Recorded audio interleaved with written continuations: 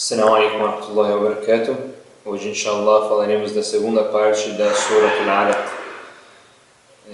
Antes de continuarmos a segunda parte da Surah Al-Alaq, vou esclarecer um pouco sobre Al-Alaq, que eu passei talvez um pouco rápido sobre Al-Alaq e não ficou muito claro. Então, qual fase é Al-Alaq, que é o coágulo? Dizem os sábios, como revelado no Corão, como falado nos Hadith, que a criação do ser humano começa com a gota seminal, que depois atinge o útero e fica por 40 dias, e depois de 40 dias vira um coágulo. Quando atinge 40 dias, vira um coágulo. Depois de mais 40 dias, quando fica 80 dias, vira um pedaço de carne. Depois de mais 40 dias, totalizando 120 dias ou 4 meses, Allah manda um anjo encarregado de soprar no útero da mãe. Então entra o espírito no corpo da criança, entra a alma no corpo da criança, com a permissão de Allah.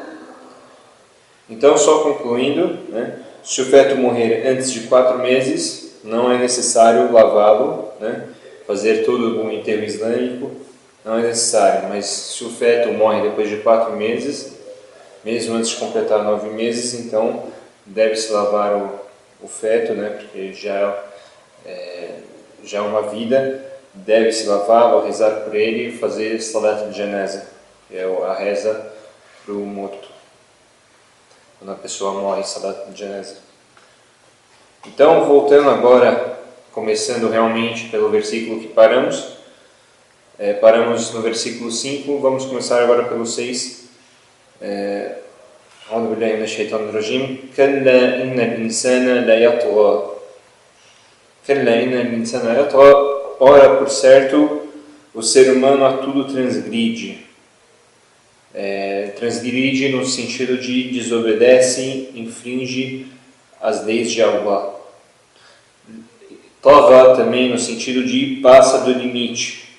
Toda vez que a pessoa acha que é melhor que Allah, ela comete a Tughyan, Tagha, e é um grande pecado.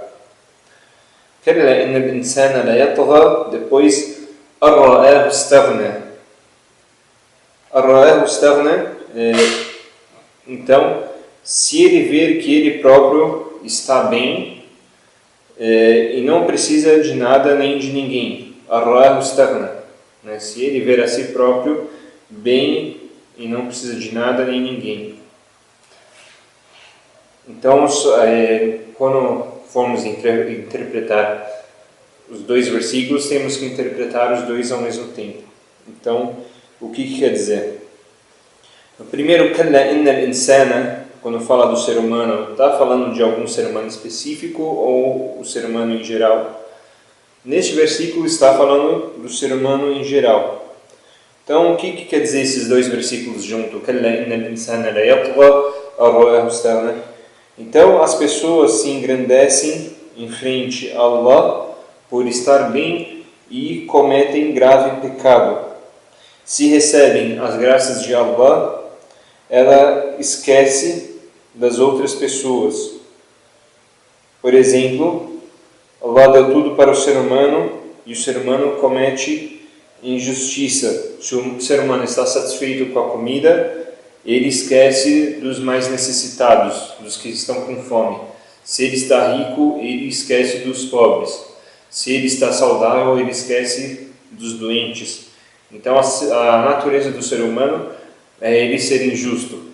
E só com a crença em Allah, só com a temência em Allah, o ser humano deixa essa natureza da injustiça e vira uma pessoa justa.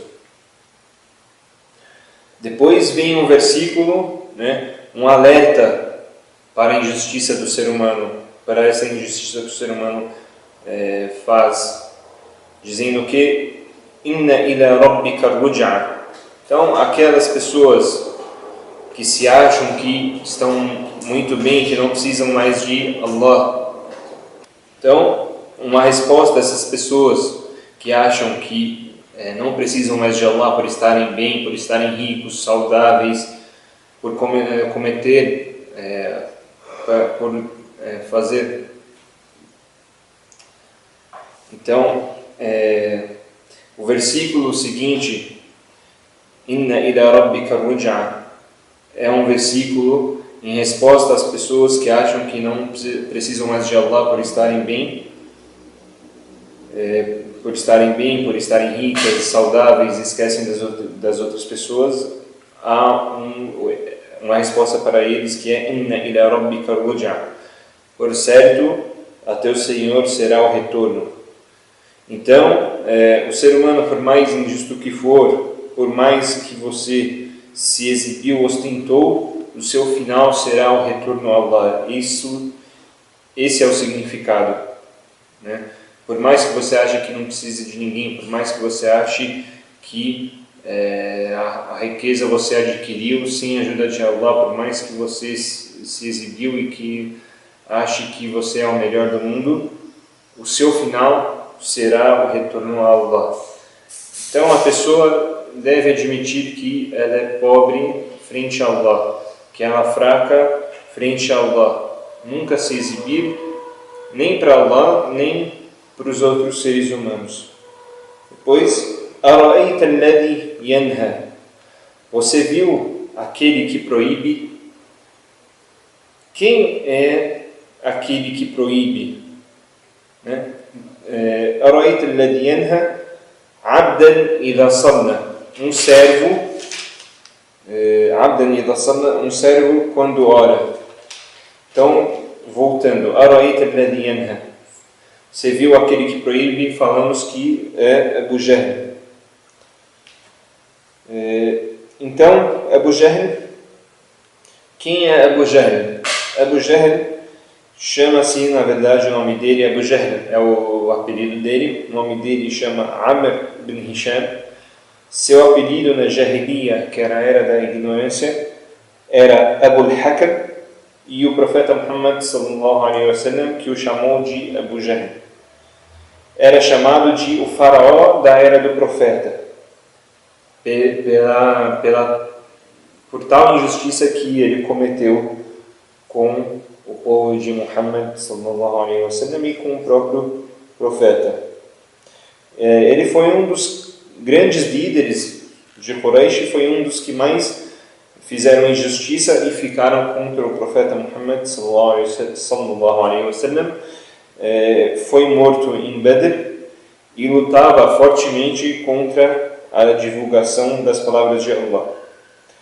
Então o profeta Muhammad sallallahu alaihi wasallam rezava na Kaaba e Abu Jahl o via. Certa vez, quando o profeta não estava, Abu Jahl disse: se eu ver Muhammad rezando na Kaaba, pegarei forte no pescoço dele. Então, quando o profeta Muhammad sallallahu alaihi wasallam soube disso, ele disse: se ele tivesse feito isso, os anjos teriam o levado. E este hadith está no Bukhari. E há um outro hadith de Abu Huraira que diz que ele pegaria pelo pescoço do profeta e colocaria a cabeça dele na areia, fundaria a cabeça dele na areia. Então, um dia o profeta Muhammad sallallahu alaihi wasallam estava rezando na Kaaba. Então Abu Jahl passou por ele, e quando ele foi com a intenção que ele tinha avisado já para as outras pessoas, quando ele foi fazer aquilo que ele disse que faria com o profeta, as pessoas se impressionaram porque viram que ele começou a recuar. Então perguntaram para ele o que havia acontecido, né, por ele ter regredido e não feito aquilo que faria, porque o profeta Muhammad sallallahu alaihi wasallam estava no sujud, estava prostrado com a cabeça no chão, e ele não reagiu, né? Abu Jahl foi para pegar ele no pescoço, esfregar a cabeça dele na areia, Só que o profeta Muhammad sallallahu alaihi wasallam continuou rezando. Então, perguntaram para Abu Jahl o que tinha acontecido. O que ele disse? Ele disse que quando ele tentou fazer aquilo que havia dito quando o profeta Muhammad sallallahu alaihi wasallam estava fazendo o sujud, havia entre Abu Jahl e o profeta Muhammad sallallahu alaihi wasallam um buraco de fogo e asas, tormentas, né, e asas saindo deste buraco. Então, o profeta Muhammad sallallahu alaihi wasallam disse: se ele tivesse vindo mais perto, os anjos teriam arrancado ele membro por membro, teriam tirado ele membro por membro. Depois, próximo versículo: Abdan idha salla, um servo quando ora. Então, estes dois versículos desceram por causa deste acontecimento que acabamos de falar. Então, só voltando para o sentido por que Allah revelou a Abdan, um servo. Esse servo sabemos que é Muhammad, mas por que um servo? Então, foi utilizada a palavra servo para mostrar não só a proibição feita ao profeta Muhammad sallallahu alaihi wasallam, mas a qualquer pessoa. Então, Allah utilizou a palavra adorador de Allah, Abd, ou servo de Allah, para mostrar a gravidade de se proibir um servo de Allah em fazer a adoração a ele. Pois, Ara'ayta in kana 'ala al-huda, vistes se ele está na orientação? Depois, ao amara bit-taqwa, ou se ordena a temência. Então, analisando estes dois versículos. Então, há dois sentidos destes dois versículos. O primeiro é de que estes versículos estão falando do profeta Muhammad sallallahu alaihi wasallam, seguindo a lógica dos dois versículos anteriores. Este servo que você o proibiu, Abu Jahl, que você o proibiu, por acaso você viu se ele está na adoração ou se ele ordena a temência? Esse é o primeiro sentido. O segundo sentido é que os dois versículos são direcionados a Abu Jahl, e se Abu Jahl estivesse na orientação e no caminho certo, ordenando a temência, seria melhor para ele do que ele estava fazendo. Mas esses são dois sentidos, né? Dois sentidos conhecidos pelos sábios, porém a maioria dos sábios dizem sobre o primeiro sentido. Então, Ara'ayta, próximo versículo, Ara'ayta in kadhaba wa tawalla, você viu se ele mentiu e virou as costas? Então, mentiu para quem? Mentiu para ele mesmo. E virou as costas para quem? Para o profeta Muhammad sallallahu alaihi wasallam, e se ocupou em impedir o profeta Muhammad sallallahu alaihi wasallam de divulgar a palavra de Allah. Depois, Alam ya'lam bi anna Allah yara, ele não sabe que Allah vê tudo. E este é um dos versículos de maior ameaça, maior medo, né? A pessoa quando lê fica com medo. É um grande versículo, um versículo assustador. Então, as pessoas que este versículo foi revelada, estas pessoas elas não se arrependerão e não vão parar de fazer aquilo que faziam. Então, será que esta pessoa que está proibindo a adoração de Allah não sabe que Allah está vendo e ouvindo suas palavras? E será castigado com o pior castigo. Esse é o sentido deste versículo. Alam ya'lam bi anna Allah yara. Voltando só para o versículo anterior, Ara'ayta in kadhaba wa tawalla, você viu se ele mentiu e virou as costas, né? Então nós conseguimos reunir o kufr, a renegação da fé, nestas duas palavras. Pois quem renegou a fé, mentiu contra o profeta ou os profetas, dependendo, e virou as costas para a verdade. E prova disto é o versículo da Sura Taha, a surata número 20, do versículo 48. Por certo, foi-nos revelado que o castigo será sobre quem desmente a mensagem e volta as costas. E falando sobre o versículo, agora, Alam ya'lam bi anna Allah yara, voltando um pouco, agora voltando no último versículo que falamos, ele não sabe que Allah vê. Isto pode ser dito até para um irmão seu. Se você quiser dar um conselho para ele, por ele estar fazendo coisas que não agradam a Allah, você pode aconselhá-lo, lembrando a ele o que foi dito a Abu Jahl. E antes de tudo isso, este versículo serve para nós mesmos, ou para você próprio, não cair no erro quando estiver prestes a cometê-lo. Porque ao lembrar que Allah está te vendo, fica mais difícil de você cometer um pecado. Depois, ele não sabe mesmo, absolutamente, que se ele não parar de fazer o que ele está fazendo,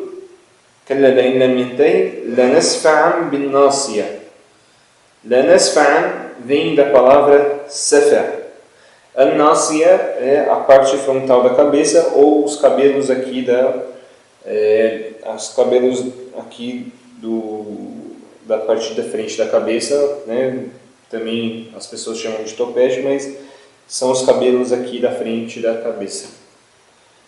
Então, safa. Vamos primeiro para os sentidos da palavra safa. Safa bin-nasiya. Nasfa bin-nasiya vem da palavra safa. Então, o primeiro sentido de Nasfa bin-nasiya, de Safa bin-nasiya, é que a pessoa será arrastada, né, pela parte da frente da cabeça ou pelos cabelos da frente da cabeça, e a cara dela será esfregada no chão. Isto é uma grande humilhação, né? E Allah fala sobre isto em outro versículo, na Surat Ar-Rahman, número 55, número da Sura, versículo 41. Serão reconhecidos os criminosos por seus semblantes e serão apanhados pelos cabelos da frente, cabelos frontais da cabeça, ou pela parte frontal da cabeça, né? E pelos pés. Então, deles serão arrastados, esse é o versículo. Então, concluindo, então eles serão arrastados para onde? Serão arrastados para o inferno. E este é um significado assustador. O segundo significado, quando alguém dá um tapa na cara do outro, dizemos que, em árabe, fulanun safaha, fulanun safa'a fulan. Então, safa'a está muito perto de safa'a, e os significados são bem semelhantes. Então, quer dizer que a pessoa levará a cara dela será machucada, levará na cara. E qualquer batida na cara de uma pessoa é uma humilhação. Esse é o segundo sentido. O terceiro quer dizer também escurecer.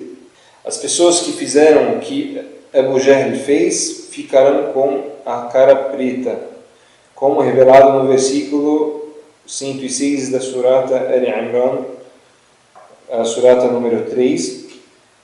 Yawma tabyaddu wujuhun wa taswaddu wujuh. Então, falei só uma parte do versículo, não falei inteiro, né? É um versículo mais extenso, só que eu utilizei só uma parte do versículo, começo do versículo.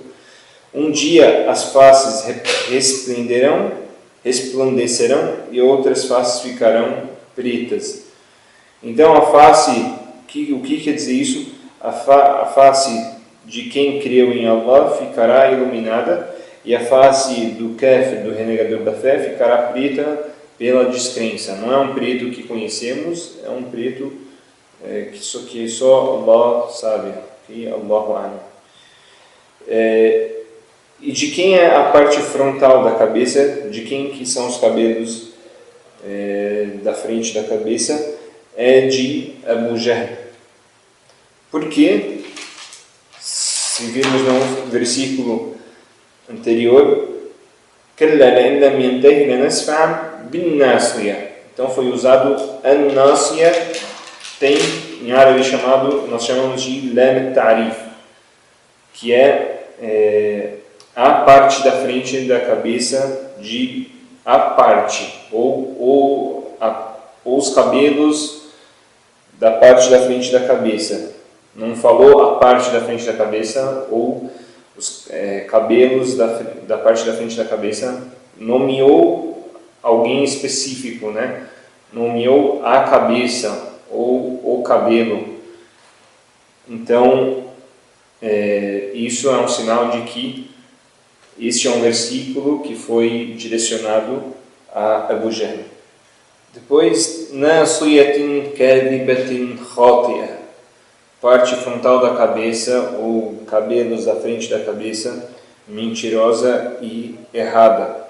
Agora está falando de todas as pessoas que fizeram igual a Abu Jahl. No versículo anterior foi algo específico para Abu Jahl. Nesse versículo foi abrangindo todas as pessoas. Então, kadhiba, mentirosa, o que? Cabeça mentirosa pelo que fala, e khati'ah, errado pelos atos que faz. Então, mentirosa pelo que fala e errado nos atos. Depois, فَلْيَدْعُ نَادِيَ. فَلْيَدْعُ نَادِيَ, então, que convoque seus conselheiros, porque Abu Jahl, como era sabido, ele era um grande líder e tinham várias pessoas que o apoiavam. Então, Allah está falando que convoque os seus conselheiros. Depois, sanad'u az-zabaniya, convocaremos. Zabaniya, vamos explicar melhor o que é zabaniya, que é os anjos, mas vamos chegar até a origem da palavra zabaniya. Então, a zabaniya é utilizado pelos árabes para falar da polícia, dos guardiões que são fortes e duros. Então, a zabaniya eram aqueles que protegiam a população. Neste versículo, a zabaniya, esta palavra vem no sentido dos anjos guardiões do inferno, que colocam as pessoas no inferno com a ordem de Allah ou que são ordenados para castigar as pessoas. Então, esse é o sentido de zabaniya. Então, o sentido desses dois últimos versículos quer dizer que se Abu Jahl chamasse os conselheiros, Allah ia chamar os anjos? Não era uma condição. فَلْيَدْعُ نَادِيَ é só uma afirmação. Se ele realmente estiver certo, falando a verdade, então que chame os seus conselheiros. E isto não ocorreu. Pois sanad'u az-zabaniya é uma promessa. Não quer dizer que ocorrerá de imediato. Não quer dizer que os anjos serão convocados naquele momento. E por acaso eles foram convocados? Se foram, qual momento que foram? Sim, eles foram convocados na batalha de Badr. Há um hadith do Imam Ahmad de Hanbal, um hadith sahih. O profeta Muhammad sallallahu alaihi wasallam disse certa vez aos seus companheiros: quem fará o povo de Quraysh ouvir o Coran? Então Abdullah ibn Mas'ud disse: eu, mensageiro de Allah. Então ele foi até eles e deu Surat al-Rahman na Kaaba. Então Abu Jahl foi até ele e bateu nele. Abdullah ibn Mas'ud era um homem bem magro e fraco, fraco de corpo. Então, quando chegou a batalha de Badr, Abdullah ibn Mas'ud, com a ajuda de Allah, com a ajuda dos anjos que Allah enviou para a batalha de Badr, conseguiu subir no peito de Abu Jahl e cortou a cabeça dele com sua espada. Então, realmente, sanad'u az-zabaniya, enviaremos os anjos. Allah realmente enviou os anjos para Abu Jahl. E depois, كَلَّا لَا تُطِعْهُ وَاسْجُدْ وَاقْتَرِبْ. Em absoluto, não lhe obedeças e proste-se e aproxime-se de Allah. Então, o que quer dizer? Quer dizer, não obedeça àquele que te proíbe de rezar. Proste-se e aproxime-se de Allah. Proste-se e aproxime-se de quem? De Allah. Não está escrito Allah explicitamente no versículo, mas é subentendido. Aproxime-se de Allah. Então, neste versículo, vê a sequência: proste-se e aproxime-se. Por quê? Por que essa ligação? Então, o sujud deixa você mais perto de Allah. A prostração deixa você mais perto de Allah. Como um exemplo disso é o hadith narrado por Abu Huraira, está no Sahih al-Muslim. O mais perto que um servo fica de seu Criador é no momento da prostração, ou sujud. Então, veja a semelhança do versículo e do dito do profeta Muhammad sallallahu alaihi wasallam. Bastante semelhança. E acabando esta surata, se vocês repararem no Alcorão, há um sinal diferente, um risco e um sinalzinho preto, que quer dizer que devemos nos prostrar. Mas qual é a regra para que nós nos prostremos ao passar pelo versículo do Alcorão que requer a sajda, que requer que prostremos? Então, este sujud é chamado de sujud at-tilawa, e é uma sunnah mu'akkada. É uma sunnah, mas muitos sábios dizem que é uma sunnah mu'akkada, que é uma sunnah tão forte, é uma sunnah bem forte, que quase chega na obrigação. É a sunnah mais forte.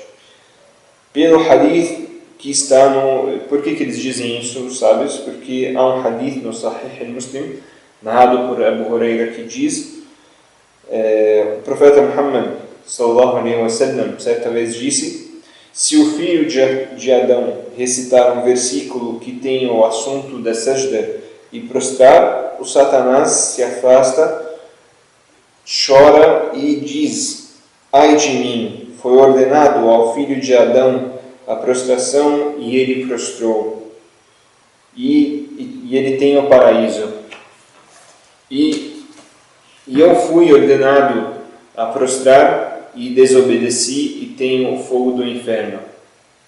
Então o ideal é que prostremos quando passamos pelo versículo que exige a sajda. E são 25 versículos que fala sobre prostração no Alcorão Sagrado. Então, quando você estiver recitando na reza, você fala Allahu Akbar. Como que você faz essa prostração? Então, quando você estiver rezando, você fala Allahu Akbar tanto quando você vai prostrar, tanto quando você volta do sujud, da prostração. Agora, se você estiver lendo fora da oração, você fala Allahu Akbar quando for prostrar, e quando voltar não fala nada e não tem o taslim, que é o Salam alaikum Allah, não tem. Você só fala Allahu Akbar, fala Subhana Rabbiyal A'la 3 vezes e apenas isso. E também os sábios dizem, que você não precisa estar... há uma divergência, mas a maior parte dos sábios dizem que esse sujud ele não necessita o wudu, pois na época do profeta Muhammad sallallahu alaihi wasallam ele prostrou e seus companheiros eles também prostraram atrás do profeta, também fizeram como o profeta, e alguns dos companheiros não estavam com o wudu, e o profeta Muhammad sallallahu alaihi wasallam não